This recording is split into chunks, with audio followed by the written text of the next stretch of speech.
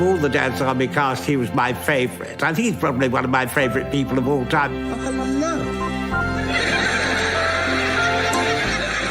Awfully nice to hear from you again. It has been such a long time, hasn't it? He had me on the edge of the seat whenever I watched him. I didn't want to, miss a moment. You show me yours, I'll show you mine. You just wait for that twitch of an eyebrow, the slightly quizzical look.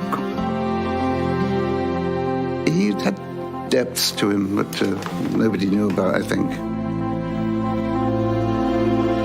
He would always have that elegant, relaxed facade, and underneath it was tumult. He was the typical English gentleman in so many ways. That sort of type of actor has disappeared. Shame. Yes, I do believe you like butter. What? I don't believe it.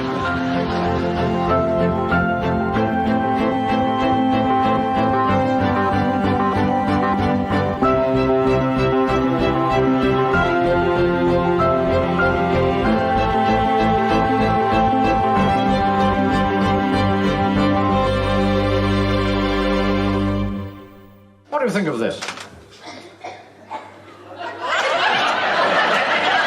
Oh, it's awful.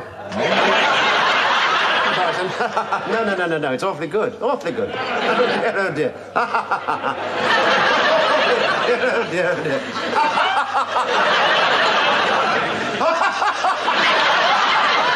What's up, Wilson? You might snap your girdle. Amy? Yes? Embarrassment. I told you have to tell a joke. Yes, that's all right. I'd forgotten that, yes. We had that fascinating journey on the train, didn't we? Yes. You mind if I have a look at that palmistry book of yours? Do so, by all means. Will it tell me all I want to know?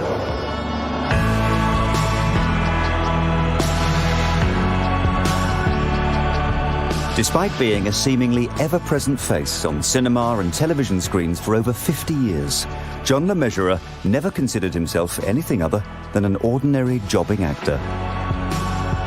I went into the workman's canteen, and a young man said to me when I was having my coffee, "Were you in such and such a film?" And I said, "Yes, I think I might have been." I don't find that particularly amusing. And I wasn't helping him at all. I was, rather naughty with it. And I could see his embarrassment, poor little thing. And he was getting redder and redder in the face. Do you think that's wise? No, that's Morecambe. Oh. Finally, he blurted out, "It is Daphne du Maurier, isn't it?" He was one of those actors that worked all the time, but never became a big star. But that suited him. He just liked to go in and get the laughs, play the small parts, and come home and go down to Ramsgate and put his feet up. I got back from Dijon this afternoon, and I've since heard some disturbing rumours about Mademoiselle Anna. Nowadays, he would have had agents and people rushing around saying, "You've got to do this and that. You've got to be in Harry Potter. You've got to do this, that, and the other. You've got to be in Casualty." Can you imagine that? John Le Mesurier playing a patient in bed in Casualty, and then after his leg sawn off or something like that. Yes, no, not a leg I use very much. Left one. Very modest leg. Are we to call the sergeant the Honourable Sergeant Wilson or Sergeant the Honourable Wilson? Please, I don't want any fuss. I just want to be like an ordinary sergeant. I'm sure that would suit us all, Wilson. Before joining the annals of television history as Sergeant Wilson in Dad's Army, John Le Mesurier was the go-to man for any director wanting a slightly uncomfortable but oh-so-British authority figure, appearing in 100 films in the 50s and 60s alone. Would you tell his lordship exactly how your married life went? Well, it wasn't a life at all, really. Not what I call life. Would you explain what you mean by that? Well, he was always picking on me. Said I paid more attention to the boarders than I did to him. And did you, madam? He stole moments in films, John, little cameos. Every film he was in, when he came on, everything I saw of him, I just felt very comfortable. I knew he knew what to do. You've never committed misconduct except on this one occasion? No, my lord. Has he asked you to? Certainly not. Why not? What you saw on screen with John was almost exactly the way he was. It was only an extension of him. How do you do? It's awfully nice to meet you. Did you have a jolly crossing? Oh, it was very jolly, except for one thing. Oh, what was that? Those beastly Kraut submarines that kept firing torpedoes at us. Oh, my dear, how awful. I never heard John raise his voice, ever, which is quite a... I mean, he was just really a very gentle and a very funny, a very, easygoing man. John Laurie did describe him once as a dilettante, and he was a dilettante. He just enjoyed doing what he was doing. It was fun to do. And in that respect, John never grew up. Oh, yes, it's all sparkly. It's just like fairyland, sir. He did say to me once, he said, at a very early age, I pretended to know all about anything. And he said, as a consequence, nobody ever asked me to do anything. So I think he cultivated a kind of sort of, don't ask John to do it because he'll make an absolute mess of it. I suppose everything will be all right on the night. This is the night. Oh, yes. Totally useless. I mean, he really couldn't make a cup of tea. And adorable, because he was so liked by everybody. That was no problem, because there's always somebody who would rush and do it for him.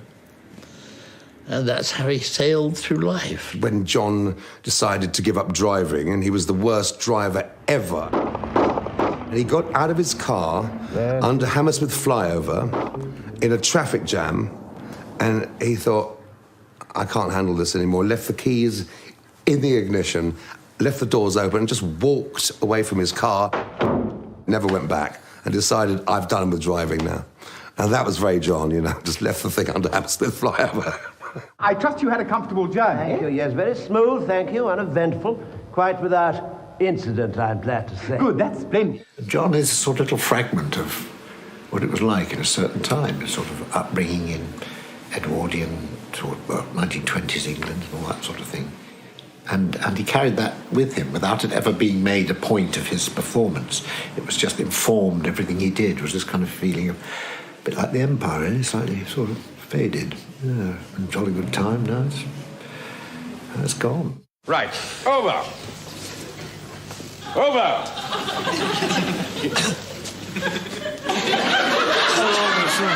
Pretend that you're doing a cartwheel. No, I've never done a cartwheel. What about when you were a child? Well, I just never did that sort of thing. Extraordinary. John Le Mesurier was born in 1912 and grew up in genteel Bury St Edmunds.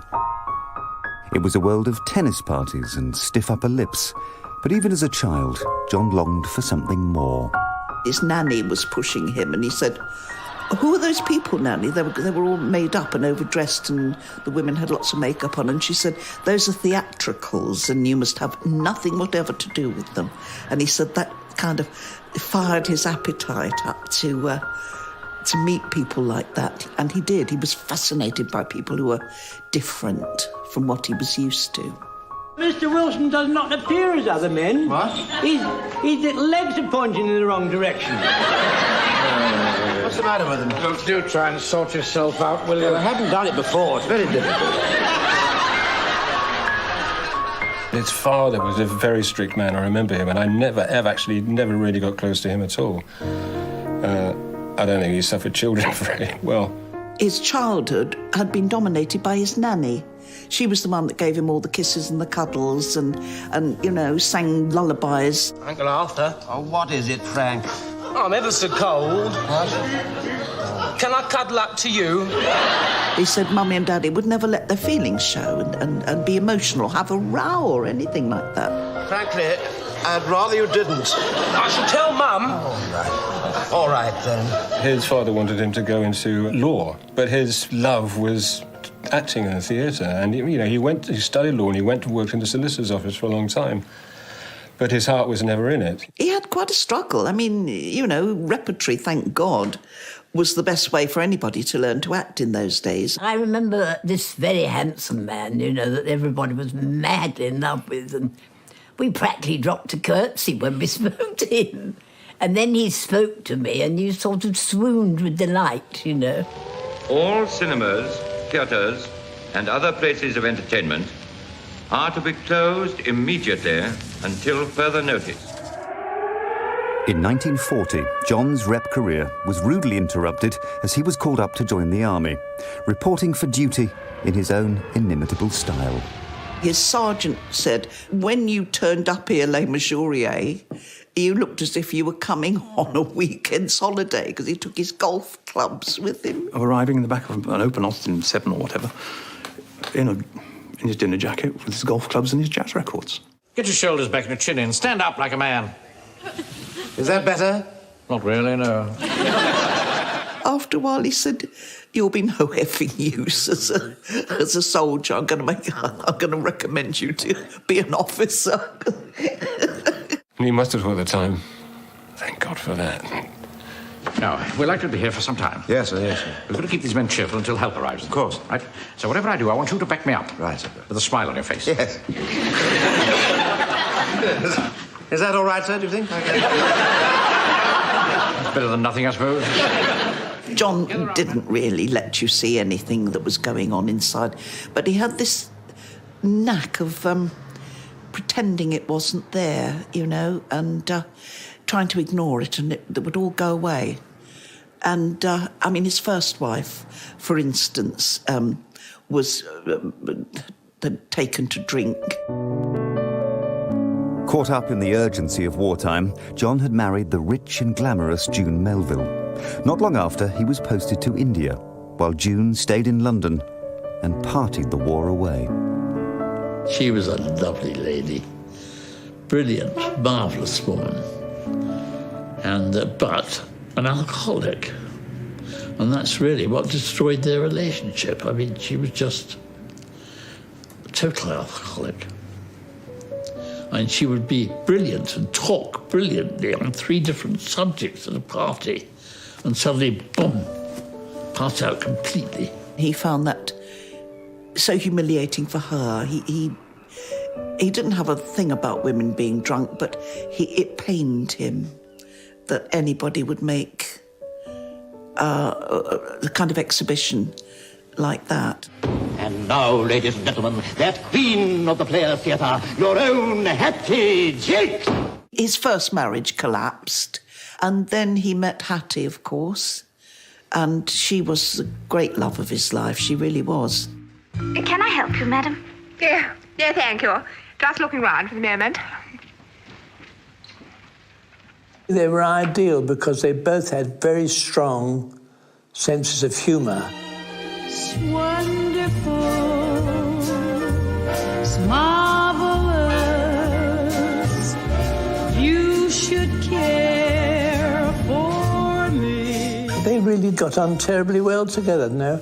I mean, Hattie was a very bright personality, but then so was John. He was a bright personality too. She was a lovely woman. I mean, it was an extraordinary liaison because Patty was so big, John was so thin. It was like a sort of male or female Laurel and Hardy, really. It's magnifique, it's what I seek. You should care for me. They married, and they had and 2 wonderful sons. They bounced off each other. They relied upon each other, and they needed each other. And when one was feeling a little down, the other one would pick him or her up. They were a good team, you know. They did work. He loved adored her. She was a mother. She was the mother that he'd never had with his own mother. She was the mother with, you know, was genteel and polite, but Hattie was vulgar and rumbustious and fun. Wonderful sense of humour. And loved parties and would stay up all night and then cook everybody bacon and eggs for breakfast. Waking up and finding Peter Sellers and Spike Milligan jamming in the basement with my dad and my mum singing was the norm. I was very lucky to grow up in that family. Really, really was. I mean, I don't feel blasé about it at all.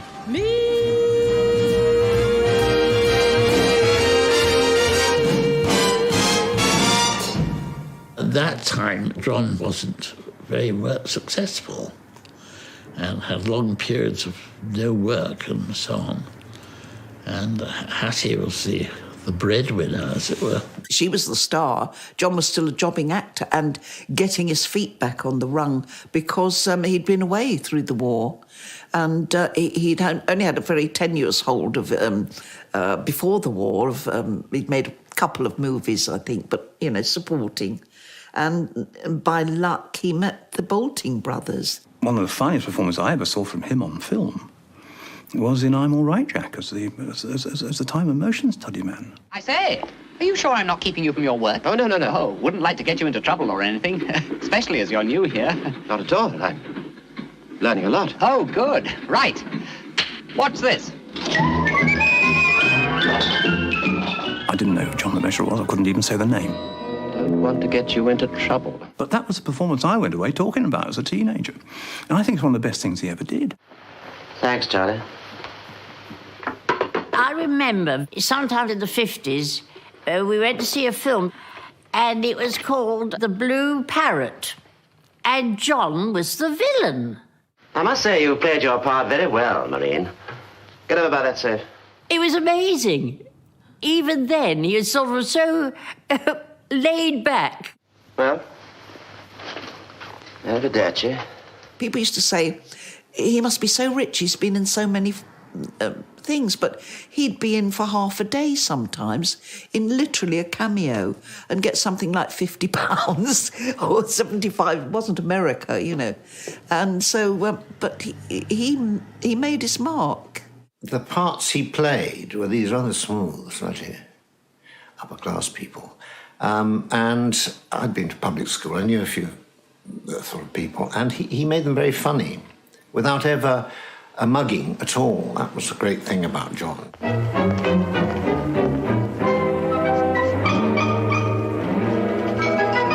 Don't you think the nose is a little bit too large? No, it's just a question of how one sees it. The underlying feature of the composition is basic. He very rarely broke a smile at all. And we loved that. We thought that was so funny. But it was also quite selfless. It brings out a lot of other people, like the Hancocks and others, got the laugh in the end. These rubbers are very good, aren't they? Would you care to step into my office? Oh, come now, sir, you're a busy man. You don't want to bother with the likes of me. It'll upset you. I mean, you... And bring your books with you. All of them. All of them, yes. Yes. They were like best friend, as in naughty schoolboys, it's kind of way, you know. They were just best mates. They adored each other. They were real companions, and they'd been in several movies and shows, you know, Hancock's Half Hours, over the years. How long did this rubbish take you? Only 2 or 3 hours. 2 or 3 hours. Mm-hmm. And do you know how long the time and motion study experiments allow for the preparation of a statement of accounts? Yes, sir. 3 minutes, 45.5 seconds. Exactly. He had no aspirations to be, you know, like a sort of movie star. He was always support actor. He was always somebody that would walk on and steal the show. I'm not having all that money running around London outside police control. Quite right, sir, quite right. Good point. Yes, Parker, and I'm making it your personal responsibility to see that the money's returned intact at the end of the operation. I'm assigning Parker to you as from now. Somebody said in films where he appeared, good or bad, there was, if he was in it, there was always one shining Lavender moment. It's all right, Parker, it's all right. I've written one of these things before, you know. Oh, yes, of course, sir. The cabaret, wasn't it, sir? The blues, or was it the hussars, sir? Metropolitan Police, you must know. Thank you. Oh, now the fun, isn't it? Children would love it. Bum, bum, bum, bum, bum, bum, bum, bum, bum, bum, bum. Go and sit next to him. Go on, get on. But this thing's moving. This up, yes, sir.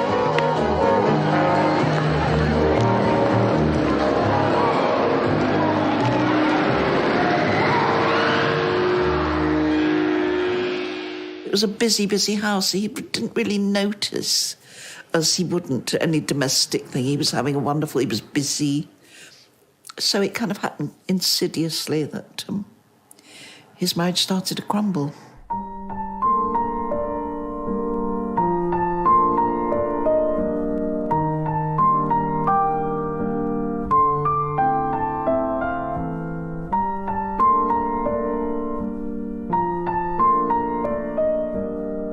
She was introduced to this charming guy, John Schofield, and I don't blame her at all. He was a real rascal, actually. I always used to say to Hattie, he's a getaway driver, you know, that's what he is. He's the most brilliant driver I've ever known. He always drove much too fast. And I said, that's what he is, he's a getaway driver, and I think he was too. He was debonair, he was a kind of a rogue, he was very good looking, he was very funny. He was totally different from my dad, and I think she just fell for that. I think, you know, she had been neglected by John for a little while, and she was very glad to have a lover. It was getting more and more obvious, and in the end Hattie said, you know, we're lovers, and John was moved out of the bed, and a lovely big bed-sitting room was made for him, but that was it. The guy was in the house, and there was nothing anybody could do about it.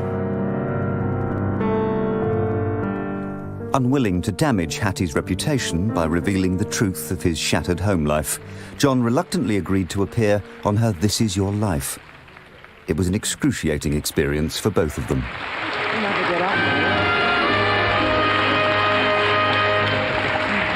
Well, John, I understand, and I know that you're at double risk now, of course, but I understand that you were surprised that Hattie was on time at the wedding. Well, I must confess I am rather inclined to be a bit surprised, you know, when Hattie arrives for anything, really, but... It was very difficult for him to be honest with her. And her. When he appeared, she said, imagine what he was going to say. So there's never a dull moment with Hattie, in fact? No, there isn't, really. I would like to say that I am eternally grateful to the way she runs the home, looks after the children, looks after me. The home comes first, really, I think I'm right in saying. But I think for somebody who is so busy all the time and so much in the public eye all the time, to do all these things is very difficult and a jolly neat trick. Thank you, John de Mesurier.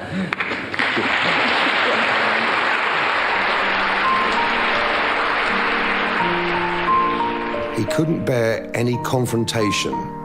He didn't like that at all. He found it, you know, really distasteful. So, as a consequence, he would appear to be walked all over, but I don't think he ever was. It was actually kindness as opposed to foolishness. He was the saddest person. He was so sad about it because he had 2 sons, the house, the home, and this man kind of bullied him. And he was was not going to leave his home and his children. He had his own little bedroom and bathroom or something, and he lived in the same house. You know, I mean, I don't know how he did that, but he did. He decided that to resort to anger or retaliation was futile, and he just treated people with respect. He was kind and he was gentle. Hattie fell in love and broke his heart, really.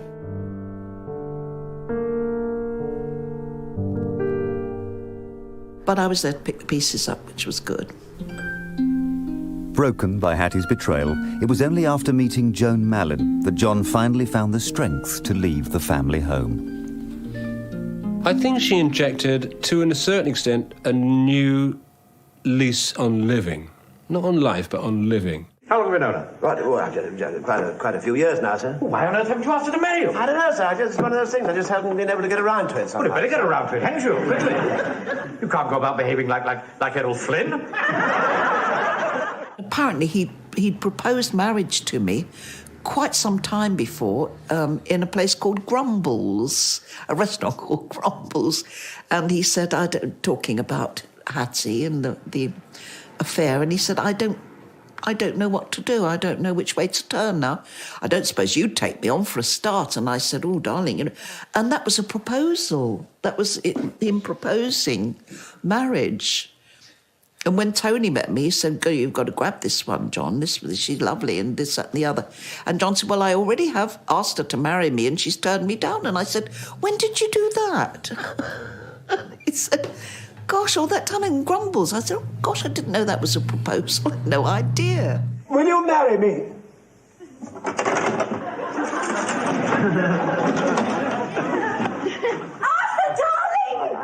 I couldn't not marry him. John wanted to be married, and I couldn't leave him in that mess. He was ambling about without being able to make tea. I loved him. I cared about him deeply. But in retrospect, that wasn't really being in love. And when I met Tony, I fell in love. They enjoyed each other's company. And it was so sad that having brought Tony Hancock back for dinner one night, that it all kind of fell apart. Well, you're pretty well set up here. Oh, yes, it's quite comfortable. Of course, it's not quite like a home, but, well, it has its compensations. You're very lucky. You want to hang on to it. When Tony's marriage split up, he went to stay with John and Joan in Baron's Court. You know how lucky you are. It's a matter of opinion. Well, my dad was, of course, come in, you know, you're my best friend. Because trusting, you know. You made a very wise decision to stay single. Yes, well, actually, it wasn't my decision. The lady said no. John went through with Tony Hancock what he'd gone through with John Schofield, really. Twice it happened to him, you see. With John Schofield, it was Hattie, and with Tony Hancock, it was Joan. And Joan left John and went to live with Tony. As I understand it, marriage is a matter of give and take. Not all of us are equipped for that sort of thing. Another cup? No, thank you. I mean, the guilt was, well, unbelievable that both Tony and I felt. And Tony said if only he'd come round and smashed me in the face. But the fact is he didn't. And he'd said, I can understand, my darling, I know. He knew what real love was. It wasn't a passing thing. He knew it was genuine, and that did grieve him because he thought he'd lost me completely. I can't help feeling it's really a matter for your own conscience, isn't it? Conscience. Thanks very much for the tea. It was terrible. It was a terrible thing to do. It was like John, mainly. He had somewhere to get away from me.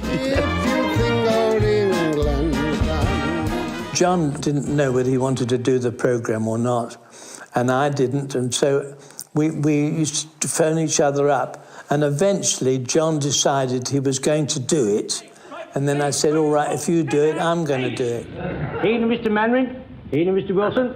You know me, don't you, sir? Right. It's Mr. Jones, the butcher, from the High Street, isn't it? That's right, sir. Don't you think Mr. Jones is perhaps a little bit too old, sir? Old? Who are you calling old? Oh, no. You give me a chance to get to those Jerry parachutists, I'll soon sort them out. He took a sort of negative attitude, and he didn't back the series or anything. And it took some time, but it was his wife, Joan, that awakened him to the fact that he was starring in a hit series. He said, no, it's about a lot of old codgers, and there's no glamour in it, in shabby old uniforms. I mean, who's going to really, who's going to... he said, I'll give it the 6 episodes, but they'll never do. How very, very good John LeMessurier was. He used to drive me mad. I said, oh, lighten up, John. Sure, but... To Mannering to be the sergeant. I thought that's absolutely perfect. You know, to have a gent playing the sergeant will absolutely twist the whole thing round, and of course it did. That's one of the things that made Dad's Army a popular programme, I think. The type of bomb we're going to use will be represented by this can. Wait, have you got it? Have you got the bomb? Yes. Well, show it to them. Hold it up. Right. As we got to know John, we wrote the part exactly for him, all his little idiosyncrasies. Mesurier and John LeMessurier was Sergeant Wilson. He was typecast to be that gentle man who was put in a position of some sort of authority but didn't really know how to use it. I would like to say on behalf of Captain Mannering and myself how very grateful we are for the trouble that you have taken in your appearance in this parade tonight. Wilson! You all look absolutely lovely. Same time, same place tomorrow, and do please try and get here at the right time. Will you do that? Wilson, get in here! Right. He was so well-mannered. That was the great thing about him. He was nice to the underdog. He always tipped his hat if he was wearing one to a lady. Do you know what I mean? He was old-fashioned. And surrounded by women that were listening to him, and he was in his element. You know, I can remember, you know, women sobbing at parties saying, I love this man, and John saying, my darling girl, just calm down. Pat them on the head and say, oh, darling, how sweet. Saw a woman, he'd always find something nice to say to them, like, you know, you've done something to your hair, what a lovely dress you're wearing. Come along, my dear, what a very pretty blouse you're wearing. Absolutely lovely. Where did you get that? He thought they were very clever because they could cook and do things, you know. It was amazing when I first met him and I made him an omelette.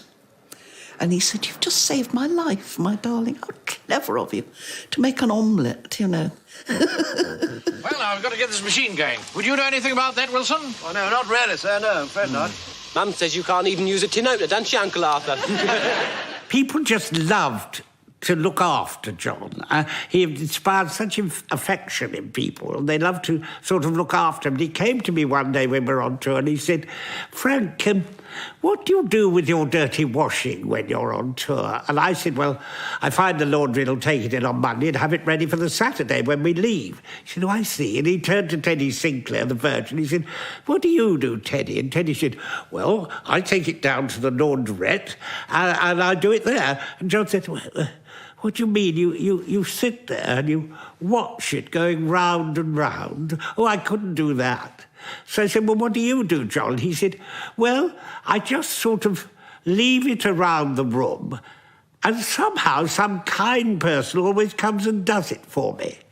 And that was absolutely typical of John. Some kind person would always look after him. He pretended to know, you know, to be vague, but actually I think he knew exactly what he was doing. He wasn't fooling me for a second. I think he fooled most people there. I don't want to take up too much of your time. After all, you're a very important man. All right, I wouldn't say I was all that important. Would you, Wilson?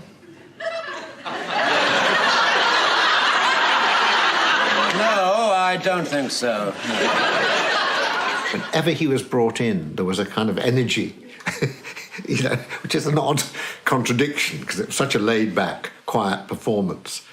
But there was an energy, a buzz around everyone else when he was there, and Arthur Lowe couldn't react to anybody else the way he reacted to... All the time you felt he had this sort of rather sarcastic way with Arthur. Everyone was shouting to get in front of the camera, do their line, mug their part, go away. John would be completely the opposite, this sort of still, small voice of rather benign confusion. In his own head as much as anybody else's. Episode where Arthur was getting very pompous and I think organising a court-martial over some very trivial offence. Area has ordered us to hold a court of inquiry into the disappearance of the ammunition. Oh, dear. And John just walked round the desk saying, oh, dear. Oh, dear, oh, dear. Oh, dear, oh, dear. Oh, dear. Oh, dear. Dear, oh dear, oh dear. I used to stop reading the newspaper at rehearsal just to watch that because the timing between them was absolutely splendid. What on earth's the matter with you? Nothing, sir. There's nothing at all, except for a few paltry shillings. We might have been able to hush all this up. If John was frightened of anything, I think he was frightened of being bored for 2 seconds. Half a second of worry about being bored, and he decided to play that line differently. I don't think anybody ever appreciated that John could have been a very great, serious actor. John would always have gone for the easy shot. He didn't want to put himself through like anything too complicated. And while he was being employed to do, you know, light-hearted comedy with, raise of an eyebrow, he was quite happy to do that. Other people saw John's potential as an actor, even if he himself didn't. In 1971, he was offered a role unlike any other he'd played. He was offered Traitor. He brought the script in. Clive took it home. I think Arthur took it home. He let me have a look at it, and he was saying, I don't know whether I should do this. I don't know whether I should do it. I thought it was the best thing. I said, this is this is the peak of your career. You must do it. And he said, oh, darling, there were speeches, a page and a half, non-stop ranting speeches. Somebody not wonderful performance.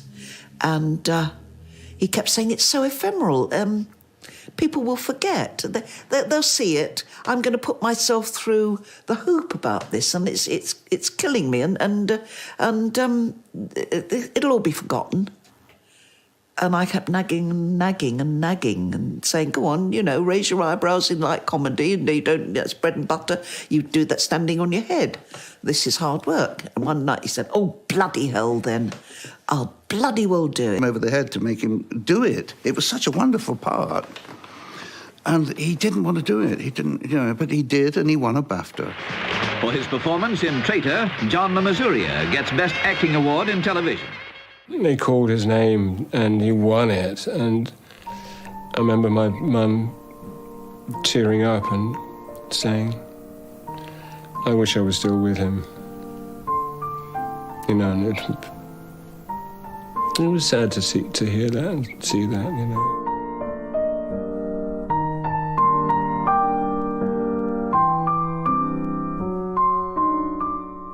I said, you were marvellous in that. He said, well, I didn't really like playing it very much. He'd always, very funny, protest if you paid him any compliment. No, not quite. Congratulating him on winning this award, and typically, John, he said, yes, Betty, it's lovely to have won it, but the thing is, all they put is the name of the actor and the name of the play. So I've got this award that just says, John the Measurer, Traitor. And that was his sort of wry sense of humour. He wasn't nakedly ambitious in any shape or form. And this, in a sense, did two things. One, it kept him always in work, because he would never turn something down, because I've done that before. I want to go on and play Henry V or something like that, or King Lear. Didn't seem to have any of that. He was, happy to be working. But at the same time, I think, one felt there should be a little bit more of a fire of ambition, would have produced more things like Traitor. And that other thing he did on the motorbike in the church. Never go into the church, Ossian. My grandmother said to me, because God is not fun. I don't think John ever really wanted to be a leading actor in that respect. The duties might have been too onerous.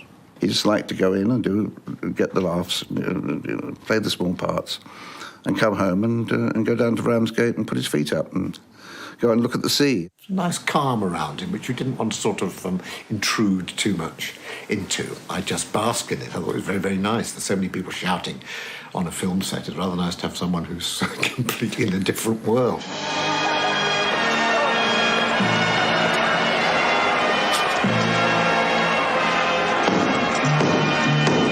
Citizens! Nobles! Gentry! The king! The first time I worked with John was Jabberwocky. And I remember once he said, I think it might be a good thing if I refer to His Majesty just occasionally as darling. I said, what? Just sort of suggest something might have happened in the past and all that. I mean, nothing too obvious, but I thought it might be quite good. Well, yes, and so I think probably hearing. And now you must prove yourself in mortal combat with a monster so terrifying, so awe-inspiring, so horrible, so soul-destroying, that even I would hesitate to meet it face to face in hand-to-hand combat. Is that all right? Yes, I suppose so, my darling, yes. He'd occasionally slip something into the conversation which knocked everybody sideways, a witty thing. He was a wit when he wanted to be. John the Measurer, John, your subject, the Joker. Any subject at all, any subject. Any subject? Really? Yes. Heavens.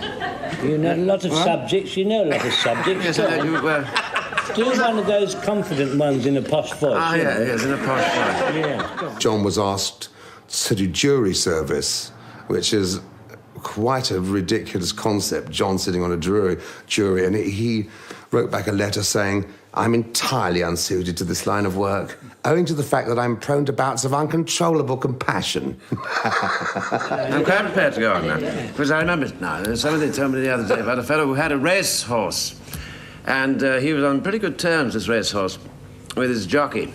Lovely talker, isn't he? Yes. Lovely. He was kind of naughty. He had a very, very naughty, playful, wicked side. And the jockey said to the racehorse one day, he said, now look here, unless you win this race tomorrow, you'll find yourself on a milk run the following day. Interruption by Joe Brown. Oi. Yeah? I've just told it, Oh, see, that's where I heard it.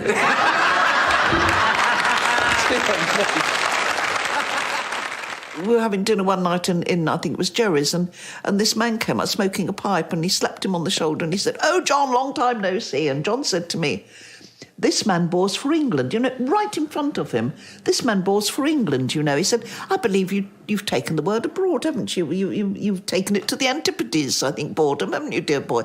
And the guy said, "Well, you are funny, But he was being completely serious, I'm giving 6 points to John for cold courage. 6 points to John.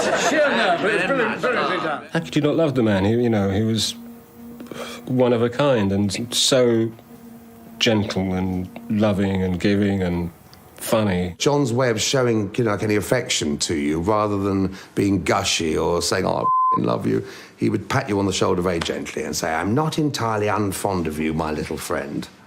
And that meant he really loved you, and that's about as much as you would ever get as far as voicing his affection. But he felt it very deeply. But he was a very understated man, I think, in fact, I would go as far as saying John was the master of the understatement. He'd say, "I'm quite fond of you, I'm inordinately fond of you," he'd say. That was a great compliment to me. Looking forward to the dance, are you? Oh, yes, thank you, Uncle. Yes, but you don't have to keep on calling me Uncle, Sorry, Sergeant. Or that either. I mean, both grown up, men of the world. I'm Frank. No, I'm not. You're Frank. I'm Arthur. How'd you do? I don't know how old I was, about 22 or something, and I was going slightly off the rails at the time. Being in the sort of music business, my lifestyle was a little erratic, and my mother was very, very worried about me at the time. And she had a word with John, and she was at her wit's end. So John made a special journey up to London to sort of try and talk some sense into me. And it was very funny because he really, really wasn't good at that sort of thing. And he turned up at the flat and he said, "No, my darling boy, if you don't mind, I just want to have a word with you. Your mother's very, very worried about your lifestyle." And he said, "I know you're not going to take any notice of me whatsoever, and you're going to carry on doing exactly what you've been doing, but just for my sake, could you sort of go along with it and just pretend that you're, mending your ways?" He said, "It would be doing me an enormous favour, because she's so worried about you, my darling boy, and, as am I, but I know you're perfectly all right." And, when he got his little pep talk out of the way, he said, "You don't have a joint on you, do you, by any chance?" No, no, Frank. Last night. I know we shouldn't have taken it, but we didn't do the car no harm. Yes, well, I'm not talking about the car. I'm talking about the girl. A lot of people will know that you spent the night together, and a lot of people will tell you that what you did was wrong. I was pushing, she was steering. Yes, well, it was.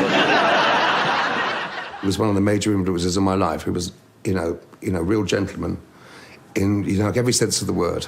And I really loved him. One of the greatest things I learned from him, I think, was patience.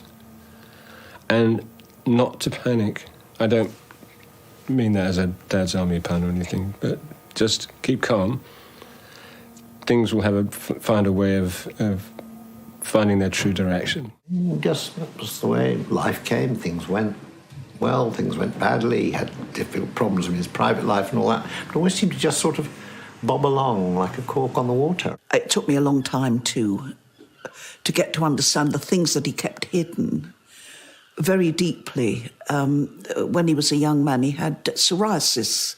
Well, he had it all his life, and this is, it's a it's a kind of illness. It's a nervous thing. And he used to break out with this every time he started a new job, because he couldn't talk about it. He couldn't say, I'm scared, he couldn't show that. He would always have that elegant, relaxed facade. And underneath it was tumult.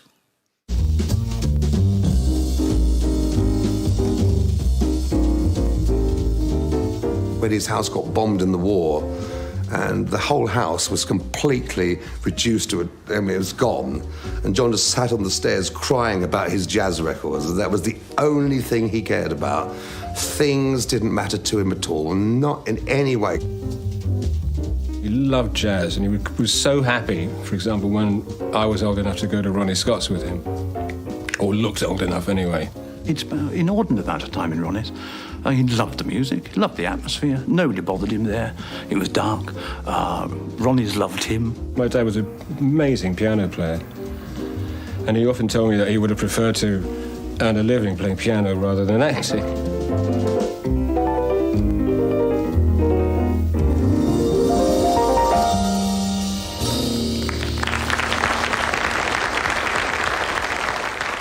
He said, if you happen to walk into a cocktail bar and you see an elderly, grey-haired old gent in a white jacket playing the piano rather badly, take another look. It might be me. That's the last line of his autobiography. Isn't that lovely? A lifetime spent in jazz clubs and bars finally took its toll. And in 1977, John Le Mesurier was diagnosed with cirrhosis of the liver. He was a very good drinker. There were good drinkers and bad drinkers. John just became funnier and warmer and kinder, whereas some people become horrible. John was a good drinker, but I think eventually that's what got him. John went up to this policeman and said, could you tell me where I could find Alcoholics Anonymous? And the constable said, why, do you want to join, sir? And he said, no, I want to resign. He would go and sit in the garden on his own, looking out to sea, and for hours on end, just perhaps with a glass in his hand, I never saw John drunk, but on the other hand, I very seldom saw him without a drink in his hand, from early in the morning till bedtime. Despite surprising doctors by making a recovery which enabled him to carry on working for another 6 years, John's health problems finally caught up with him. I went to see him, and he was in the hospital, and I'd grown a bit. I was doing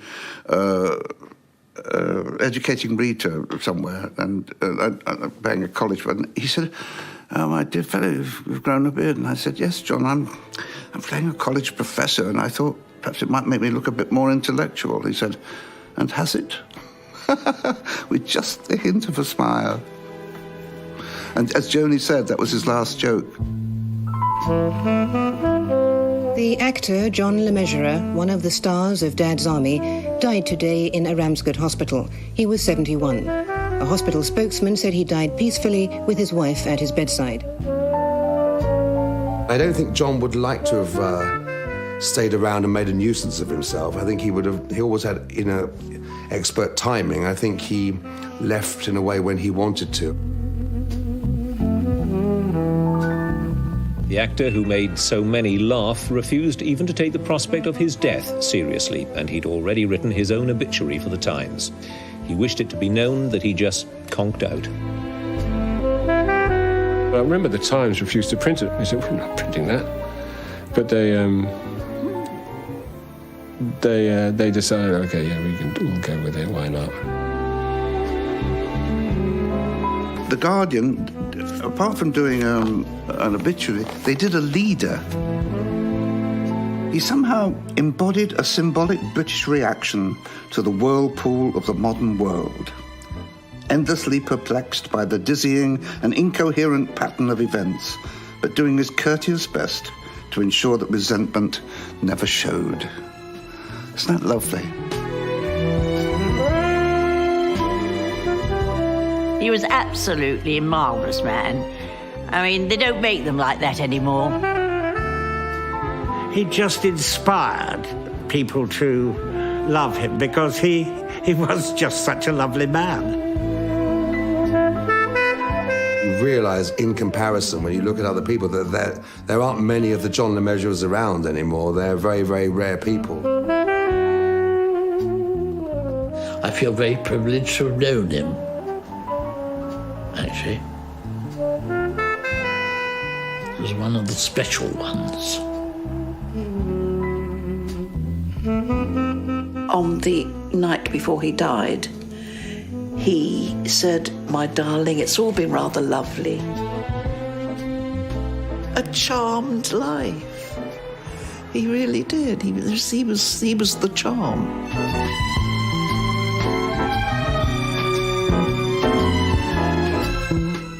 Making Merry with the Immortal Bard next on BBC Two. A very special QI coming up.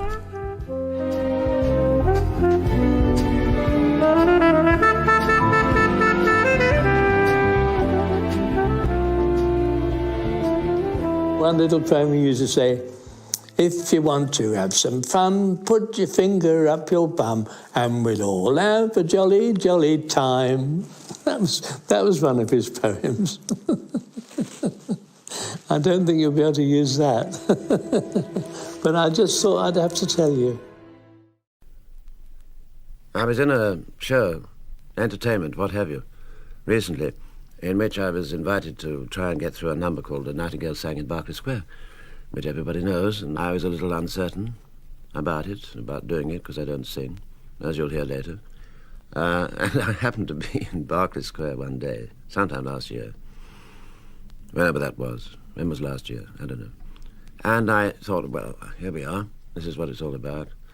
And I sat there and I looked up in the trees where that bird might have been some time ago, in 1939 or 40. I don't suppose he's there now. And as I looked up, within 30 seconds, some naughty starling had left something really rather unpleasing on my left shoulder, so I got up and left. Anyway, here's a song. That's what it's called. A Nightingale Sang in Berkeley Square.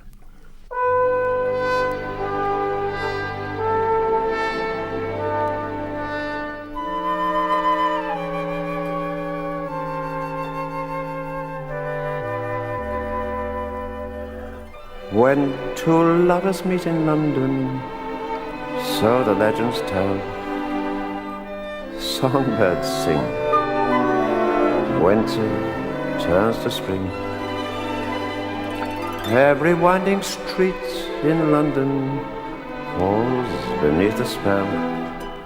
I know such enchantment can be, 'cause it happened one evening to me.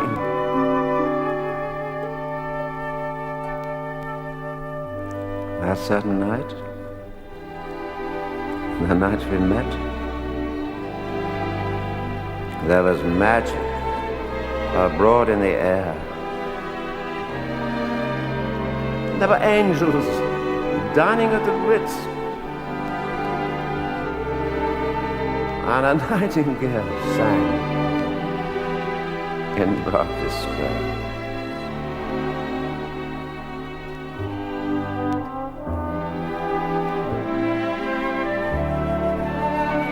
I may be right, I may be wrong, but I'm perfectly willing to swear that as she turned and smiled at me, a nightingale sang in Berkeley Square. The moonlit lingered over London town. Poor puzzled moon, he wore a frown. But how was he to know we two were so in love? The hold on world was upside down. The streets of town were paved with stars. It was such a romantic affair. And as we kissed and said good night, a nightingale sang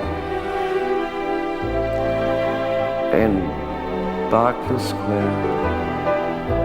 I'd know, because I was there. That night, in Barker Square.